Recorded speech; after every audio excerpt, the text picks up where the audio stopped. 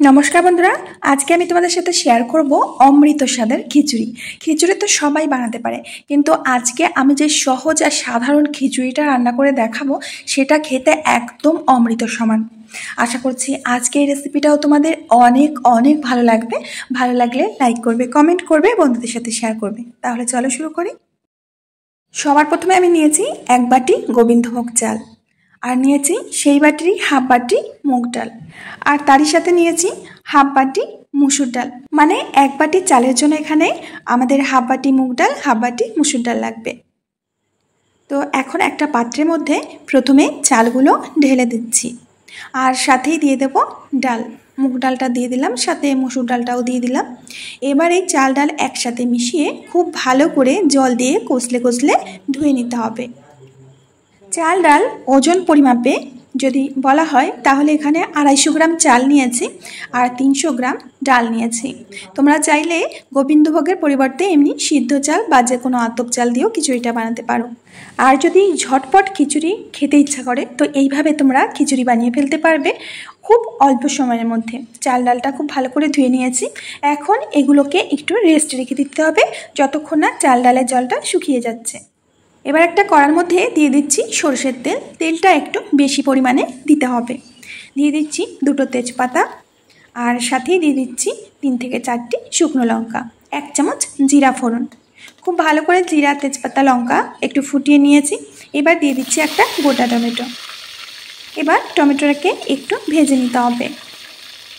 তো বন্ধুরা, এরই সাথে আমি দিয়ে দিচ্ছি 1 বাটি কুচনো পেঁয়াজ। বড় সাইজের 2টো পেঁয়াজ আমি কুচিয়ে রেখেছিলাম। এবার পেঁয়াজ আর টমেটোটাকে একটু ভেজে নিতে হবে, সাথে একটু লবণ দিয়ে দেব আর 1 চামচ হলুদ দিয়ে দেব। আর এখানে হলুদ আর লবণটা দিয়ে এবার পেঁয়াজ আর টমেটোটাকে সুন্দর করে ভেজে নিতে হবে। যখন দেখবে পেঁয়াজ আর টমেটো ভাজা হয়ে গেছে, পেঁয়াজটা একটু লাল লাল হয়ে গেছে, তখন দিয়ে দিতে হবে আদা, কাঁচা লঙ্কা বাটা। এখন সমস্ত কিছু খুব ভালো করে কষে নিতে হবে।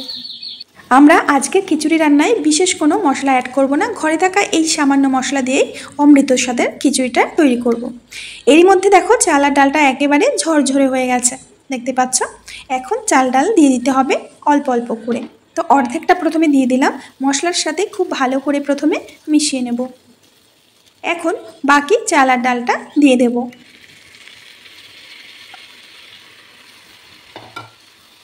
এবার চাল আর ডালটাকে খুব ভালো করে মশলার সাথে কষে নিতে হবে। একটু সময় নিয়ে এই কাজটা করতে হবে, ঝটপট করে করলে হবে না। এদিকে চাল ডালটা কষতে কষতে আমি অন্যদিকে একটা বড় ডেক্সির মধ্যে জল ফুটতে দিয়েছিলাম, যাতে খিচুড়িটা খুব তাড়াতাড়ি রান্না হয়ে যায়। এদিকে চাল ডালটাও কষা হয়ে গেছে। এখন কষানো চাল আর ডাল জলের মধ্যে দিয়ে দিলাম, আর দেখতে পাচ্ছ একদিক দিয়ে দিচ্ছি আর অন্যদিকে চালটা ফুটতে শুরু করেছে। এখন একটু নেড়ে দিচ্ছি। জলের পরিমাণটা এখনও কিন্তু বোঝা যাচ্ছে না, আরও একটু এখানে জল লাগবে। কিন্তু যখন চালটা আধ সেদ্ধ হয়ে যাবে তখন আমরা গরম জল দিয়ে দেব বাকিটা। একটু নেড়ে চেড়ে নিচ্ছি, দেখতে পাচ্ছ চাল ডালটা আধ সিদ্ধ হয়ে গেছে। এখন বাকি গরম জলটা দিয়ে দিচ্ছি। এবার দিয়ে দেবো স্বাদ মতো লবণ। লবণটা তোমাদের স্বাদ বুঝে দেবে। আর ধীরে ধীরে দেখো খিচুড়িটা ঘন হতে শুরু করেছে, চাল আর ডালটা ফুটতে শুরু করেছে। একেবারেই সাধারণ আর সহজ একটি রান্না, কিন্তু খেতে দুর্দান্ত লাগবে। দেখতেই পাচ্ছ খিচুড়িটা কেমন ঘন হয়ে গেছে, তোমাদের নিশ্চয়ই বুঝতে অসুবিধা হচ্ছে না। এবার আমরা এতে 2 থেকে 3টি উপকরণ মেশাবো। প্রথমে 1 চামচ গরম মশলা দিয়ে দেব, আর এখানে সাথেই দিয়ে দেব 2 চামচ মতো ঘি। এখানে জমে গেছে ঘিটা, তো গলা ঘি দিয়ে দিচ্ছি 1 চামচ। মোটামুটি 2 চামচ মতো ঘি আমি দিয়ে দিয়েছি। এখন ঘি আর গরম মশলাটা খুব ভালো করে মিশিয়ে নিতে হবে। খুব ভালো করে মিশিয়ে নেওয়ার পর সব শেষে যেটা আমরা দেব সেটা হলো 1 চামচ মতো চিনি। চিনিটা দিলে খিচুড়ির স্বাদটা আরও সুন্দর লাগবে। খুব ভালো করে মিশিয়ে নেব। খিচুড়ি আমাদের একেবারেই রেডি হয়ে গেছে। অন্যদিকে একটা কড়াইতে সামান্য তেল দিয়ে দিচ্ছি। তেলটাকে প্রথমে একটু গরম করে নিতে হবে। তো আমরা খিচুড়ির সাথে খাবার জন্য বানাবো ডিমের পোচ। খিচুড়ির সাথে ডিমের পোচ খেতে কিন্তু দুর্দান্ত লাগে। তো এখানে স্বাদ মতো লবণ দিয়ে দিলাম। এবার ডিমটাকে উল্টে দেব। তো বন্ধুরা, গরম গরম খিচুড়ির সাথে এরকম ডিমের পোচ খেতে কিন্তু দারুণ লাগে। খিচুড়িটা আমাদের একেবারে রেডি হয়ে গেছে পরিবেশন করার জন্য। তো চলো এখন পরিবেশন করব। এদিকে অন্য একটা পাত্রে আমি খিচুড়ি তুলে নিয়েছি, আর সাথে দিয়ে দিচ্ছি একটা ডিমের পোচ। দেখতে কিন্তু খুবই সুন্দর লাগছে। বর্ষাকালে বা শীতকালে এরকম গরম গরম গোবিন্দভোগ চালের খিচুড়ি আর সাথে এরকম ডিমের পোচ দারুণ জমে যাবে।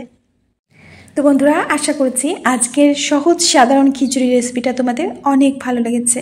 ভালো লাগলে ছোট্ট করে একটা কমেন্টে জানাবে। আজকে আমি এখানেই বিদায় নেব, আবার দেখাবে নতুন রেসিপির সাথে। ততক্ষণের জন্য সবাই ভালো থেকো, সুস্থ থেকো, আর সকলকে সুস্থ রেখো।